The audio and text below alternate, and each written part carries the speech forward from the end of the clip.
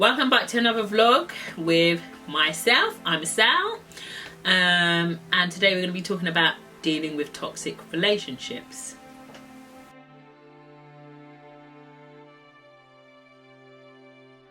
I've noticed that a lot of Christians put up with toxic relationships because of scriptures like turn the other cheek. Now, I'm all for showing love and being a light, but the Bible also talks about being wise as a serpent and gentle as a dove.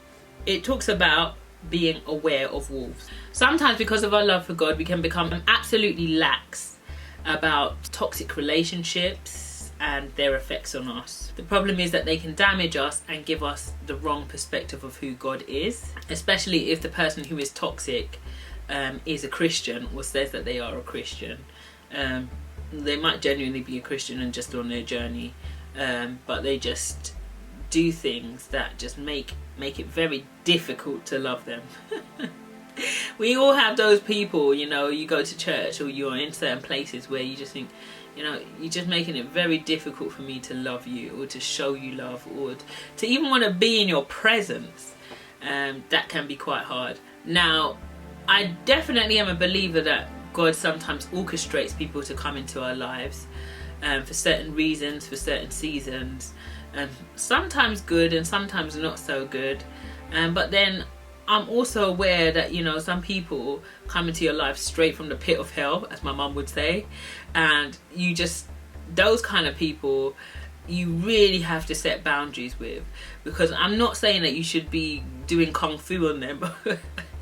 I'm not saying that you should fly kick anyone in the head. I'm just saying establish boundaries.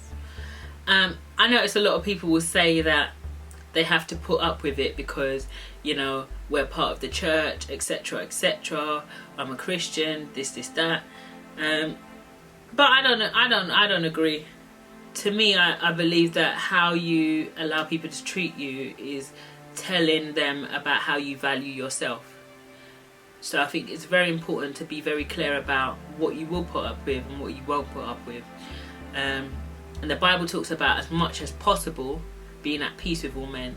But what I love about the scripture is that it says as much as possible. I'll put that scripture up here somewhere. Because sometimes it's not possible. Sometimes no matter what you do, that relationship is just poisonous. And you have to be able to say, you know what? Let's just do our own thing. I wish you the best. I don't hate you. I'm not going to hold any grudges against you.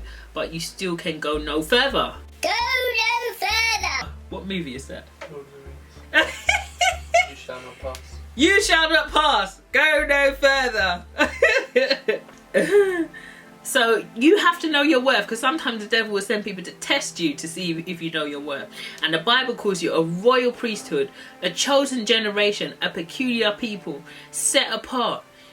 You stand out. You're bold, you're strong, you're royalty, but yet you're letting people just walk all over you like a man. That don't make no sense. And I don't think it's okay for anyone to let you feel small.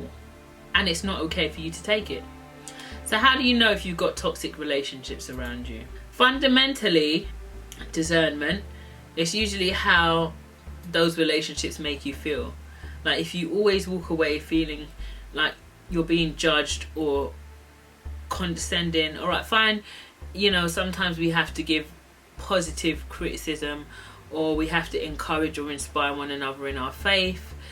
But if you're constantly coming away feeling like, you know, this is draining me, you have to ask yourself, what's going on here, and what do I need to do to change this relationship? Sometimes you might feel like you don't have a voice, or you might feel ostracized. Sometimes the person might be doing little things like making indirects, or, you know, it's just or you might even be involved in a clique.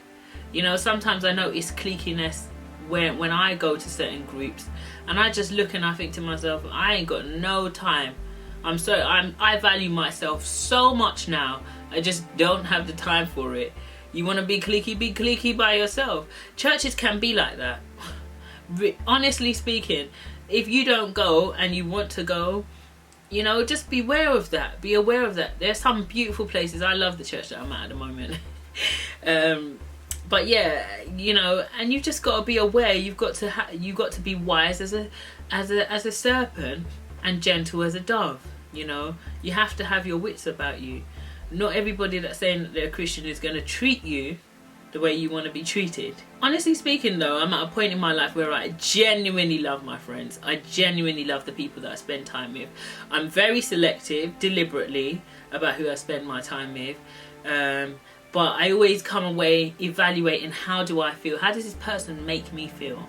Do I like this person? Because sometimes we don't want to be honest in church. We go, I've seen people do it, I love you, but they don't love you. They don't even like you. You know, and we don't want to be honest about these things. Do I like this person? Do we get along? Right? Can we make this friendship or whatever it is work?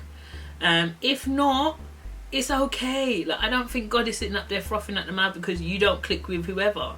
You can't try and make certain relationships work that just don't work. But yeah, most of all my friends bless me and they leave me with a smile in my face. I don't really like gossip culture. I have been that and I have been around that, but one of the things I love about the friends that I have is that they're really encouraging, they're really uplifting, they're really positive, and you know, forward thinking. I love a forward thinking person. I love someone who you can get into either the Bible, politics or business or whatever. I don't know, I guess I've evolved over time, but I'm even like that with my husband. We both kind of spur each other on, so I guess maybe that's part of the reason why the qualities of the friends that I have in that kind of way has changed. And I love that there's no pressure, because Lord knows I have enough of that every day in my everyday life.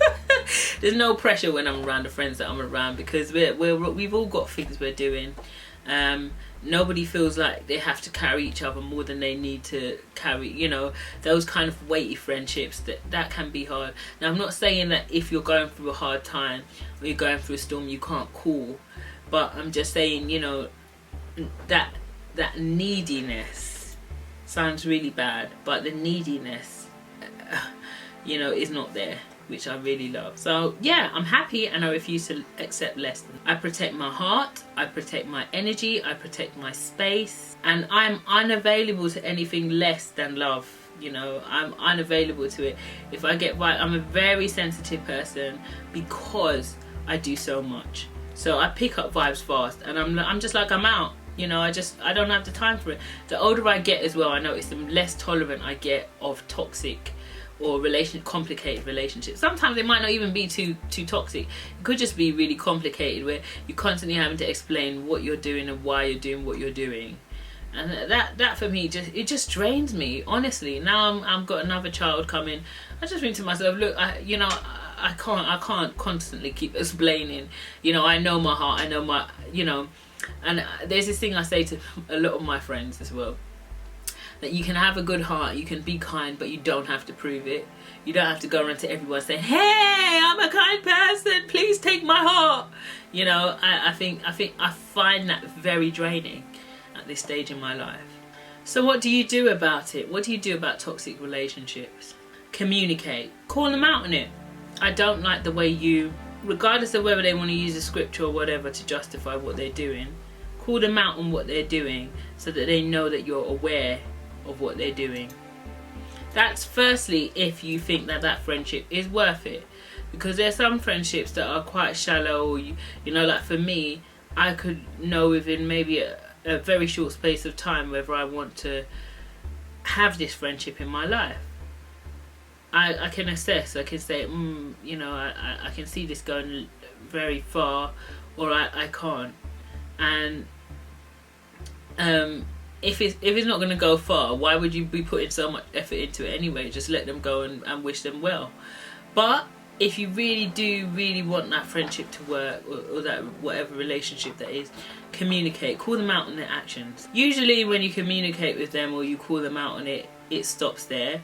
But if it doesn't, try a few more times. If it doesn't work still, you're going to have to ask yourself whether that friendship, whatever, is worth it. Because I, for one, don't believe in bursting blood vessels for people. I really don't.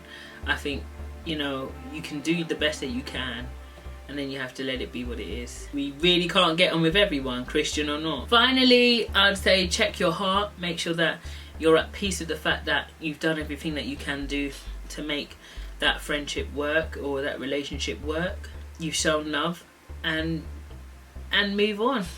I know it's not easy if you genuinely care about the person, but it is necessary for your own sanity, for your own peace of mind, for your own health, for you to be a blessing to other people, and to, you know, like, I believe that sometimes when you let go of some relationships, you allow the door to open for new growth, new relationships, stronger relationships. So yeah, be encouraged by that. I'm going to leave you with that, and I'll see you soon. Bye.